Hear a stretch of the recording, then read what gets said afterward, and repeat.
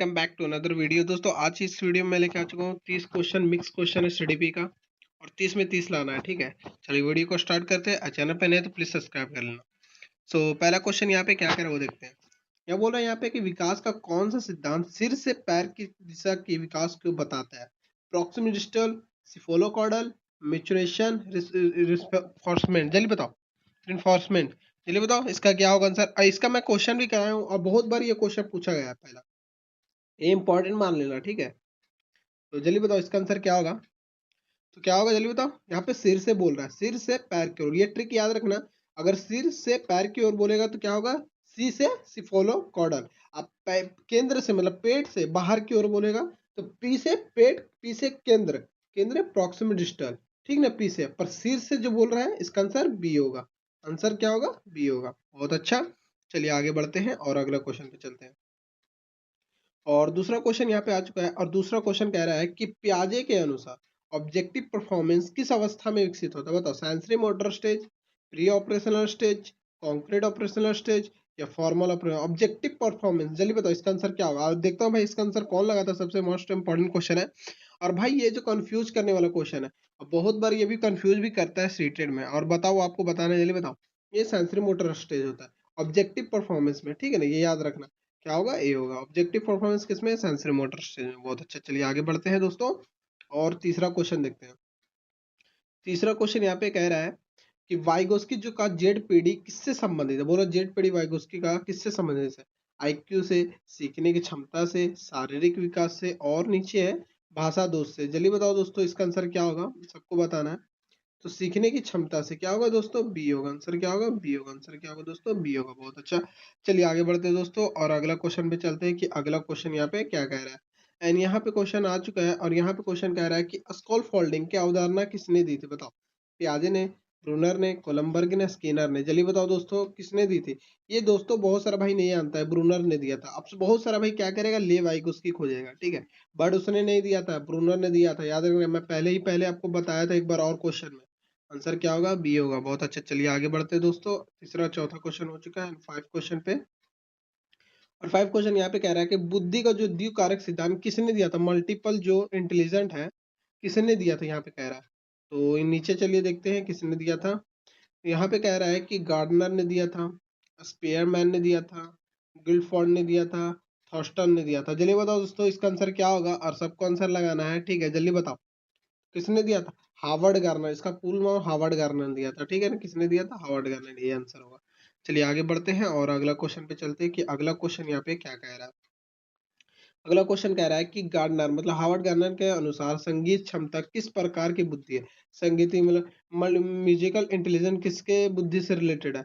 Linguistic, musical या logical, naturalistic. बताओ जल्दी इसका आंसर क्या होगा।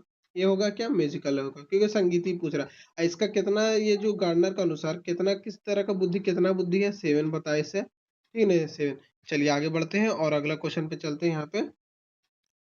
और यहाँ पे कह रहा है अगला क्वेश्चन दोस्तों, फ्रेंड यहाँ पे कह रहा है कि अधिगम का ट्रेलर एंड एरर का किसने दिया था? बताओ, ट्रेलर एंड एरर के सिद्धांत किसने दिया था? स्किनर ने, थॉर्नडाइक ने, पॉलाव ने, बंडूरा ने। जल्दी बताओ दोस्तों। और देखते हैं, ये मोस्ट इंपॉर्टेंट क्वेश्चन है और देखता हूँ भाई कौन आंसर सबसे मोस्ट इंपॉर्टेंट लगाता है। तो किसने दिया था बताओ, थॉर्नडाइक ने। कौन दिया था, थॉर्नडाइक ने। बहुत अच्छा, बहुत सारा अच्छा, बहुत अच्छा। चलिए आगे बढ़ते हैं और अगला बढ़ते हैं। और यहाँ पे क्वेश्चन आ चुका है क्लासिकल। ठीक है दोस्तों, यहाँ पे कह रहा है कि क्लासिकल कंडीशनिंग का प्रतिपादन किसने दिया, किसने किया बोल रहा है। ए पॉलाव ने, थॉर्नडाइक ने या ब्रूनर ने या पियाजे ने। क्या बोला, क्लासिकल कंडीशनिंग बोल रहा है। तो चलिए बताओ दोस्तों इसका आंसर क्या होगा। क्लासिकल कंडीशनिंग किसने दिया था? ये दिया था, पॉलाव ने दिया था। क्या, पॉलाव ने। बहुत अच्छा, चलिए ये होगा आंसर। ठीक है, चलिए आगे बढ़ते हैं और अगला क्वेश्चन पे चलते हैं कि अगला क्वेश्चन यहाँ पे क्या कह रहा है। और यहाँ पे अगला क्वेश्चन पे आ चुके हैं। अगला क्वेश्चन कह रहा है कि ऑपरेंट कंडीशनिंग किससे संबंधित है? वाटसन से, स्किनर से, पियाजे से, फ्रॉइड से। जल्दी बताओ, ऑपरेशनल कंडीशनिंग। तो जल्दी बताओ इसका क्या होगा, वाटसन से होगा। ठीक है ना, वाटसन से होगा। आंसर क्या होगा, ए होगा। बहुत अच्छा, आंसर क्या होगा, ए होगा। ए होगा, बहुत अच्छा। चलिए आगे बढ़ते हैं और अगला क्वेश्चन पे चलते हैं। और यहाँ पे बंडूरा रिलेटेड क्वेश्चन है कि बंडूरा का सिद्धांत किस पर आधारित है? Observation, punishment, drill, memory. जल्दी बताओ इसका क्या होगा आंसर। तो किससे है, ऑब्जर्वेशन, बंडूरा ऑब्जर्वेशन से। ए होगा आंसर, क्या होगा, ए होगा। चलिए आगे बढ़ते हैं दोस्तों और अगला क्वेश्चन पे चलते हैं। और यहाँ पे क्वेश्चन आ चुका है कि यहाँ बोला प्रेरणा का कौन सा प्रकार आंतरिक होता है। बोलो प्रेरणा मोटिवेशन का कौन सा प्रकार आंतरिक होता है, एक्सट्रेंसिक मतलब एक्सट्रेंसिक या इंट्रेंसिक या निगेटिव या एक्सटर्नल, जल्दी बताओ। आंतरिक पूछा तो इंट्रेंसिक होगा, आंसर क्या होगा, बी होगा। आंसर क्या होगा दोस्तों, बी होगा, बहुत अच्छा। एक्सट्रेंसिक बोलेगा तो बाह्य पेन होगा, ठीक है, बाह्य आंतरिक होगा, ठीक है। अब समझ गए होगे। चलिए आगे बढ़ते हैं और अगला क्वेश्चन पे चलते हैं। यहाँ पे कि अगला क्वेश्चन यहाँ पे क्या कह रहा है कि निम्न में से कौन सा निर्माणवादी दृष्टिकोण का समर्थक है। ए पियाजे, स्किनर, थॉर्नडाइक, क्वेश्चन। जल्दी बताओ इसका आंसर क्या होगा, जल्दी बताओ। निर्माणवादी पूछ रहा है तो समर्थक है तो कौन है ये, जल्दी बताओ। ये कौन है, पियाजे। कौन है, पियाजे। क्या है, पियाजे, बहुत अच्छे। ए होगा आंसर, ए होगा, ए। चलिए आगे बढ़ते हैं और अगला क्वेश्चन पे चलते हैं कि अगला क्वेश्चन यहाँ पे क्या कह रहा है। अब यहाँ पे आ चुका क्वेश्चन कि रेडनेस के सिद्धांत किसने दिया था।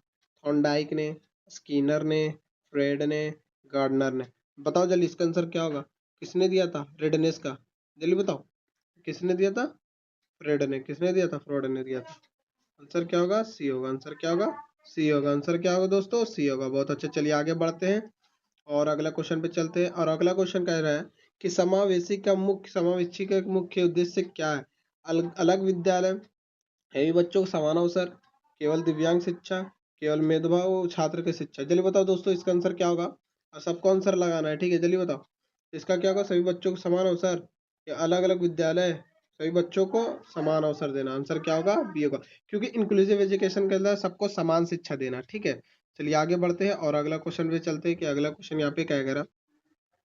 और यहाँ पे आ चुका है एडीएचडी का मुख्य किससे संबंधित, ये बहुत बार पूछा गया है, बताओ। दृष्टि से, ध्यान से, सुनने से, बोलने से। बताओ जल्दी बताओ इसका आंसर क्या होगा, ध्यान से। एडीएचडी ध्यान नहीं कर पाता है कोई चीज में, ध्यान खुद से। क्या होगा आंसर, बी होगा। आंसर क्या होगा, बी होगा, ठीक है। चलिए attention deficit hyper active disorder, ठीक है। चलिए आगे बढ़ते हैं और अगला क्वेश्चन पे चलते हैं।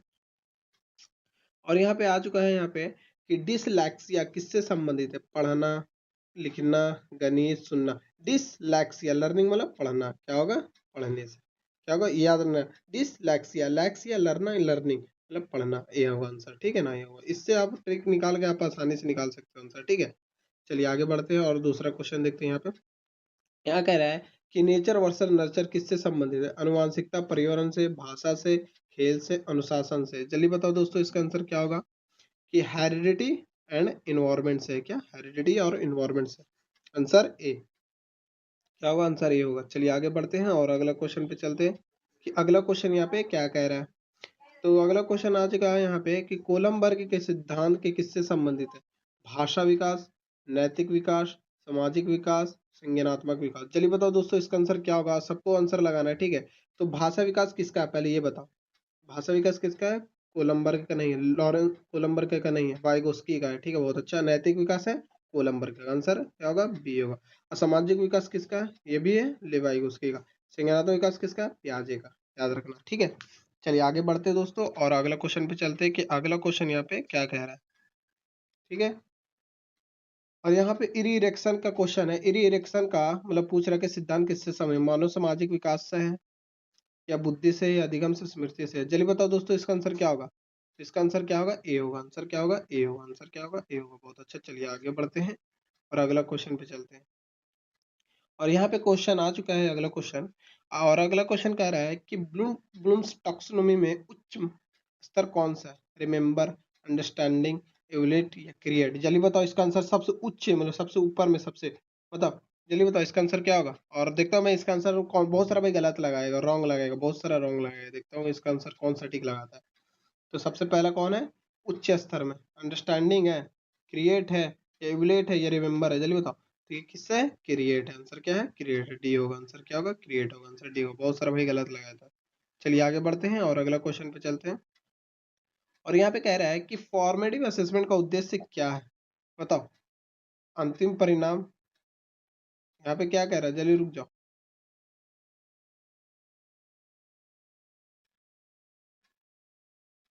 बताओ जल्दी। अंतिम परिणाम है, सीखने का सुधार है, या प्रमाण पत्र, या चयन है। जल्दी बताओ इसका आंसर क्या होगा। फॉर्मेटिव असेसमेंट का सीधा क्या है, ये सीखने का में सुधार करता है। क्या होगा आंसर, बी होगा दोस्तों। क्या होगा आंसर दोस्तों, बी होगा, बहुत अच्छा। चलिए आगे बढ़ते हैं और अगला क्वेश्चन पे चलते हैं। और यहाँ पे क्वेश्चन कह रहा है कि सीसीई का पूरा नाम क्या है। और इसका फुल फॉर्म मैंने पहले ही बताया था। और देखता हूँ भाई कौन भाई इसका आंसर सबसे मोस्ट इंपॉर्टेंट सही लगाता है, और बहुत सारा भाई गलत भी लगाएगा। Continuous and comprehensive evolution, complete child evolution, common classroom examination, central combination education. चलिए बताओ इसका आंसर क्या होगा, और देखता हूँ कि सबसे सटीक आंसर कौन लगाता है। इसका आंसर क्या होगा, ए होगा। आंसर क्या होगा, ए होगा। आंसर क्या होगा, ए। चलिए आगे बढ़ते हैं और अगला क्वेश्चन पे चलते हैं। और यहाँ पे क्वेश्चन आ चुका है कि व्यक्ति विभिन्नता का अर्थ क्या है, मतलब इंडिविजुअल डिफरेंसेस का अर्थ क्या है। ठीक है ना, आईडी इसका बोलते हैं शॉर्ट में। सभी बच्चों को समान, प्रत्येक बच्चे अलग अलग है, या केवल आंखों अंतर है, या केवल शारीरिक अंतर है। चलिए बताओ दोस्तों इसका आंसर क्या होगा। ये मोस्ट इंपॉर्टेंट क्वेश्चन है, समझ लेना, ठीक है। और ये बहुत बार भी पूछा गया है सीटेट में। तो बताओ जल्दी इसका आंसर क्या होगा। तो प्रत्येक बच्चे अलग अलग होता है, क्योंकि सभी के अंदर इंडिविजुअल डिफरेंसेस पाया जाता है, आईडी होता है, ठीक है ना।